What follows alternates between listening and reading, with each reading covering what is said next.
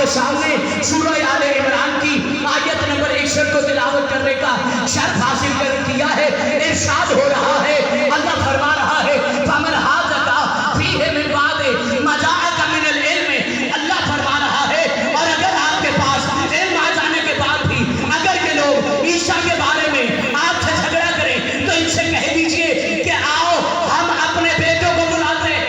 واہ واہ واہ واہ۔ میں کہیں اور لے کے جانا چاہتا ہوں، تھوڑی سی تمہید ہے، ذرا میرا ساتھ دیجیے۔ فَمَنْ حَاجَكَ، دیکھیں مجھے ادھر ادھر کی باتیں نہیں آتی، اگر آپ نے جلسے والی مجلس تو جلسے والی بھی پڑھ دیتے ہیں۔ جنت دروازے دیکھے لکھے ہے، جنت کنڈیاں دیکھے لکھے ہے، آسمان عبادت میں ہر چیز میں ٹھیک ہو گیا، لیکن میں چاہ رہا ہوں کہ آپ تک ایک میسج پہنچ جائے۔ غور ہے، اللہ کہہ رہے ہیں فَمَنْ حَاجَكَ فِيهِ مِنْ بَعْدِ مَا جَاءَكَ مِنَ الْعِلْمِ فَقُلْ تَعَالَوْا نَدْعُوا أَبْنَاءَنَا وَأَبْنَاءَكُمْ، اللہ فرما رہے ہیں اور اگر آپ کے پاس علم آ جانے کے بعد بھی اگر یہ لوگ عیسیٰ کے بارے میں آپ سے جھگڑا کریں تو ان سے کہہ دیجئے کہ آؤ ہم اپنے بیٹوں کو بلاتے ہیں اور تم اپنے بیٹوں کو بلاؤ۔ میں کہوں گا یا اللہ محمد مصطفیٰ صلی اللہ علیہ وآلہ وسلم کا تو کوئی اپنا بیٹا ہے ہی نہیں۔ موبائل سے تھوڑا سا پیچھے چلے نا تب سمجھ آئے۔ دیکھیں حضرت محمد مصطفیٰ صلی اللہ علیہ وآلہ وسلم کہ ایک زانو پہ تھے جناب طیب، یہ مباہلہ سے پیچھے ہوئے، ایک زانو پہ تھے جناب طیب جو مصطفیٰ کے اپنے بیٹے تھے، جناب محمد مصطفیٰ کے ایک زانو پہ تھے طیب، دوسرے زانو پہ تھے حسن، ایک زانو پہ تھے قاسم، دوسرے زانو پہ تھے حسن، ایک زانو پہ تھے ابراہیم، دوسرے زانو پہ تھے حسن، ایک زانو پہ تھے عبداللہ، دوسرے زانو پہ تھے حسن، ایک زانو پہ تھے ابراہیم، دوسرے زانو پہ تھے حسن۔ اللہ نے کہا جبریل، کہا جیرب جلیل، کہا جلدی سے میرے حبیب سے جا کے کہہ دو کہ مجھے اللہ کو دونوں سے محبت کا بارہ نہیں، مجھے اللہ کو دونوں سے محبت کا بارہ نہیں، مجھے اللہ کو دونوں سے محبت کا بارہ نہیں۔ جبریل کہتے ہیں کہ اللہ کروں کیا، کہ اللہ جا کے نبی کو کہوں کیا، کہا کہنا یہ ہے میرے نبی سے جا کے کہہ دو کہ حسن پہ ابراہیم قربان کر دو، کہ ابراہیم پہ حسن قربان کر دو۔ 1.25 لاکھ نعرہ حیدری۔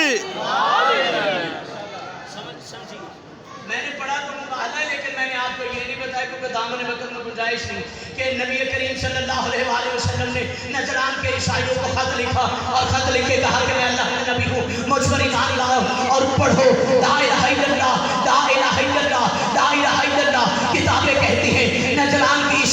نجران عیسائیوں کی اگر آبادی 70,000 تھی تو پھر 70 آدمی، اگر 40,000 تھی تو پھر 40 آدمی۔ ابو الحارث نے چنے 40 بندوں کو بلایا، اس نے کہا یتیم عبداللہ کا خط آیا ہے، محمد کا خط آیا ہے، وہ کہتا ہے کہ مجھے اپنا نبی مانو اور میرا کلمہ پڑھو، اگر وہ سچا ہوا تو ہمیں اس کا کلمہ پڑھنا پڑے گا،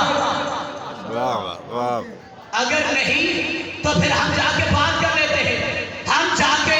بات کر لیتے ہیں۔ نبی کریم صلی اللہ علیہ وآلہ وسلم نے فرمایا تھا کہ میں اللہ کا نبی ہوں، مجھ پر ایمان لاؤ، اور اگر تم نے مجھے نبی نہ مانا تو تمہیں پتا ہے کہ اللہ جسے نبی بنا کر بھیجتا ہے اللہ اس کا مددگار خود ہوتا ہے۔ چنانچہ بات کو طویل نہ کروں، 9 ذی الحج کی رات کو ابو الحارث سید عاقب اور ان کے 40 بندے یا 70 بندے بڑے پادری کے ساتھ مسجد نبی کی طرف آئے، مدینہ آئے اور آ کے کہا السلام علیکہ یا رسول اللہ۔ جیسے آپ خاموش ہیں نا، بھلا با خدا ممبر رسول پہ کھڑا ہو، آل محمد کی قسم ہے، جیسے عیسائیوں نے کہا نا السلام علیکہ یا رسول اللہ، شاروں کی آواز تھی السلام علیکہ یا رسول اللہ، نبی کریم نے جواب ہی نہیں دیا، 2 قدم پیچھے چلے، کہا کہ نجران میں ہمیں